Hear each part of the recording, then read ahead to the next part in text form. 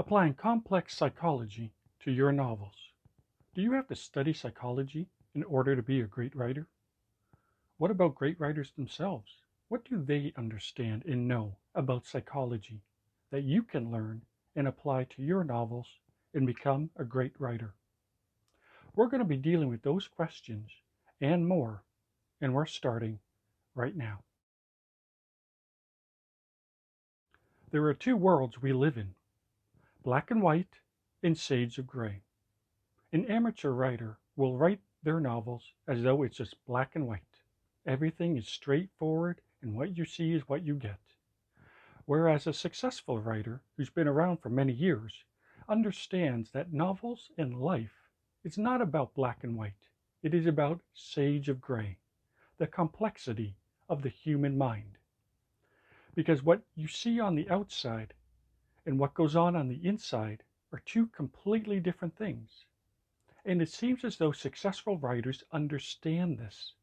They understand that there is a universe going on inside the mind of their characters. As a writer, you want to understand that your character is thinking and feeling while they are expressing their thoughts in words and actions. It is the complex duality of the two, of what someone is thinking and what someone is saying, that makes a character rich and complex. A psychiatrist will tell you that it's as if every human being has a universe within their own mind. In order to understand someone, you have to understand what is going on inside of their head, how their childhood influences them, how their dreams of the future influences them. It seems as though successful writers understand this. They understand that there is so much more going on inside someone's mind than just what they're saying. Whereas an amateur writer will just have a character stand, look forward, and say a few words, and that's it. What's going on inside of their head is what they're expressing. The fact is, we as human beings, what we say out loud and what we think can be complete opposites to one another. We might have a goal and objective, but we might try to manipulate other people around us. We try to get them to do what we want. We as human beings don't always say what we're thinking. And a writer understands this. When you look at some of the greatest writers, they give you insight into the protagonist's mind. We're given insight into what they are thinking and what they want. Whereas an amateur writer doesn't let the reader into the mind of the protagonist. We're just seeing everything from a distance, as though we're reading a newspaper. We're just told what they're saying and what they're doing, and that's it. Whereas a successful writer understands that it's more. You're not just telling us what the character is doing. It's as if we're seeing through their eyes, as if we're inside their mind. When you read Gone with the Wind, you can see this happening. Margaret Mitchell puts you inside the mind of Scarlett O'Hara. We know what her goals are, her intentions, her thoughts, her emotions. So when we see what she does, we can compare it to what she's thinking and what she wants. And we understand who she is. We may not agree with her, but we understand. And a lot of successful writers know that you don't have to have the reader agreeing with the protagonist. You may not like the protagonist. Most people who read Gone with the Wind don't like Scarlett O'Hara, even though it's been one of the most read books in history. But it's because we have insight into the mind, is why we follow her. We want to understand what she's doing. And because we understand what she's thinking and feeling, we're pulled inside of her mind. Now, Margaret Mitchell may not have studied psychology, but she seemed to understand that if you want the reader to care about the protagonist, you have to put the reader inside the protagonist's mind so we can understand them. And it seems as though, as a writer, the more you understand psychology and the complexity of it, and the more you apply it to your novel, the more successful that novel will be. As a writer, it can benefit you to study psychology. You may not have to go as far as to graduate from Harvard University having a degree in psychology, but the more you study it, the more you can apply it to your novels in terms of your character's body language, tone of voice, and what they say, and the facial movements that can express when someone is lying or telling the truth.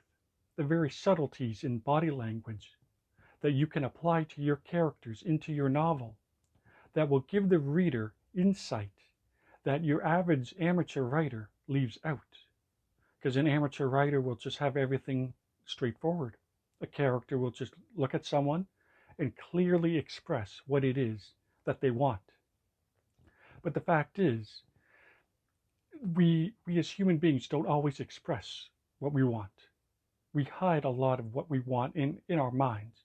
And we want to control the other person, and we want them to do what we want to do, but we do so with a smile. And this is what makes novel writing interesting, because your characters have to be complex, but you want the reader to understand what's going on inside the character's mind without truly just expressing it on the outside. Because when the reader feels as though they have insight into the protagonist's mind, that's when the reader really starts to want to turn the page. Because now we're on the journey with them. We're not just being told what they're doing. We feel as though we're inside their mind, going along with the journey itself. It's important to remember that everybody is the hero and the star of their own story. And everyone around you is a co-star in a movie. Imagine if your life was a movie. You're the star, and everybody else on this planet is a co-star. Well, everybody actually feels this way. You are the co-star in everybody else's life, even though you're the star in your life. No one ever admits to being dumb. Everybody thinks they're a genius. Everybody has opinions. And it's because people have opinions, they think they're smart. They think they're as smart as a scientist building a rocket going to Mars. But the fact is, as a writer, you don't want to have any of your characters acting dumb, because no one ever does. Everybody thinks they're a genius. Everybody thinks they're the star of their own movie. As a writer, it's important to remember that characters reveal themselves in what they do, not what they think, but what they do.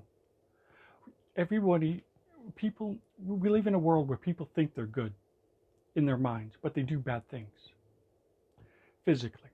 Now, as a writer, you want to make sure that your character is expressing who they are in their actions. Because if you say that your character is good, and then they go out and do something bad, well, the reader's going to think they're bad. It doesn't matter what you say. If you tell the reader they're good, it is their actions. So as a writer, you want to ask yourself, what scenes can I put into my novel that is going to express who my character is through what they do? Not just by you as a writer telling us who they are. We want to see them doing something good, doing something bad. So this way, as a reader, we can judge for ourselves. It's important to remember that evil people do not walk around looking evil. They do not have evil looking eyes. They don't wear all black trying to look as though they're evil. You look at some of the most famous serial killers in history. They smiled for photos. They were very welcoming and very pleasant around other people. This gives you a sense of the complexity of the mind in psychology.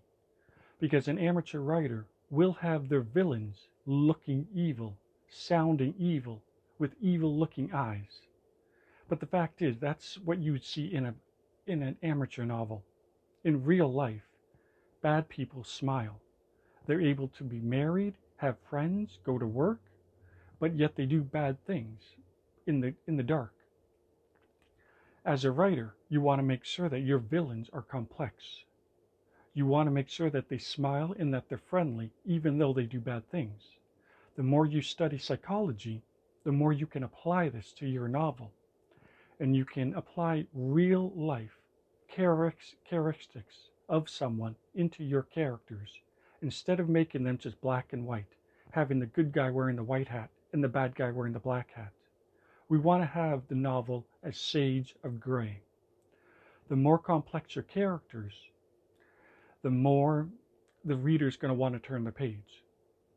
There was once a famous quote, "Oh, what daggers we throw from our eyes when we smile at those we despise."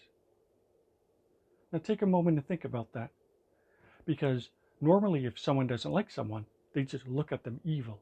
Well, that's what they would do in an amateur novel. But in a professional novel, the character does smile at someone who they despise, but they throw daggers at them with their eyes when doing so. Now that's complex. The more you think about that, the more it begins to make sense of this thing called psychology, and how the more if you study it, you can apply it to your novels, apply it to your characters, and what a difference it will make. Because realistically, when we read a novel, we want to answer the question, why? Why do people do what they do? Why do bad people do what they do? And when you give us insight into someone's mind, you're answering the question. This is what's going to make someone want to turn the page. By not giving us insight into their mind, it's like reading a newspaper. But the more you study psychology and you understand how people express themselves when angry, when sad, when trying to control someone else, the more you can apply that to your characters and make them real. No matter how bad someone is, they always try to justify their actions to themselves. It is that complex universe that we have inside of our minds, the subconscious and the conscious. The more as a writer, the more you study psychology of the mind and the subconscious and how bad people try to justify their actions no matter how bad they are, the more you begin to understand people in their minds. And you can apply that to your novel. And the reader is going to be blown away by just how rich and powerful your characters are. Don't have your characters plain, black and white. Give them complexity, shades of gray. That will make your novel alive and interesting, making the reader want to turn the page to the very end. If you enjoyed watching this video, be sure to check out my website, where I have a tremendous number of blogs that will help you become the greatest writer you can be, because that's what I want. I want to help you become the greatest writer possible. In fact, I'm going to leave a link to my website in the description down below, and you can check it out right now. And be sure to check out my next video that I have about putting your protagonist in the greatest amount of danger possible and how it can help sell your novel and make it be the best it can be. In fact, I'm going to leave a link to that video right here, so you can click on that video right now and start watching.